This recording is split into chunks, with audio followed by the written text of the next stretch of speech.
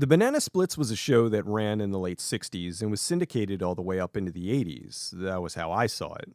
It was a variety show about this rock band that was a bunch of dudes in giant animal costumes. Personally, I used to watch the show for the segments of the shows within the show, like Danger Island and the Three Musketeers. Anyway, the show ran its course, and I think the later seasons showed up on Cartoon Network, but I'm not sure. A few years back, there was this trailer doing the rounds for the Banana Splits movie. I thought this was just yet another in a long line of fake trailers, but it turned out that this was real. I meant to check it out, but with everything going on in 2020, I forgot about it. A few weeks ago, I was watching Bakba Soup, a speedrunner who was playing Five Nights at Freddy's Security Breach. Someone asked about the Five Nights at Freddy's movie and how he saw the Banana Splits movie and really enjoyed it over the much higher profile Willy's Wonderland with Nick Cage. And this put it back on my radar. I picked up a copy of the film, and I have to say, it's really good. Now, I'm not talking Oscar caliber quality here. I'm talking a good old-fashioned horror film that takes its initial, somewhat outlandish premise and runs with it. The movie's more modern, taking place now. The Banana Splits is a beloved kids show, and this little kid Harley is their biggest fan. For his birthday, his mother gets tickets to the live show, and the whole family's going. The Banana Splits are no longer dudes in costumes, but are now highly advanced animatronics. An executive is promoted in the studio and announces that he's canceling the show, even though it's one of their highest rated programs. One of the robot's prime directives is the show must go on, so they go out to murder everyone who's trying to stop the show, as well as anyone else unfortunate enough to be at the studio. I really enjoyed this.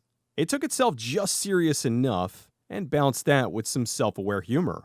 It never felt mean-spirited or made fun of the source material, even though it was the furthest thing from what the original was.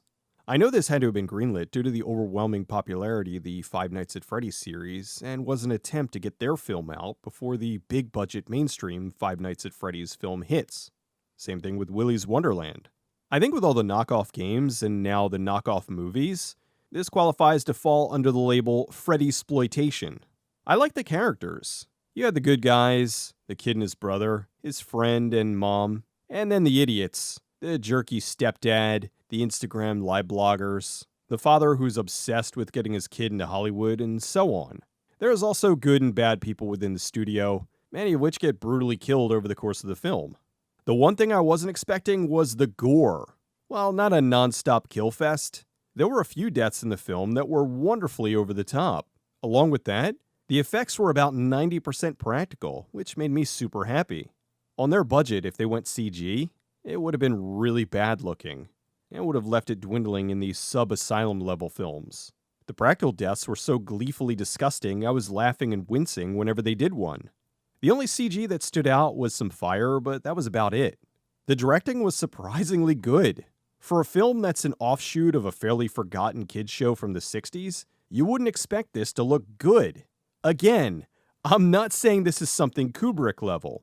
What I am saying is, as someone who has seen thousands of low to no budget films, that a lot of them do not look this good. After it was over, I looked up the director, Danishka Esterhazy, and I apologize if I'm saying that wrong. Anyway, she's been directing since 2002, and started to get a lot of attention lately. She recently directed the reboot of Slumber Party Massacre, which, much like the Banana Splits movie, seems to have surprised people with its quality. I can't say yet since I personally haven't seen that one, but I'm very interested. I think she may be a director to keep an eye on.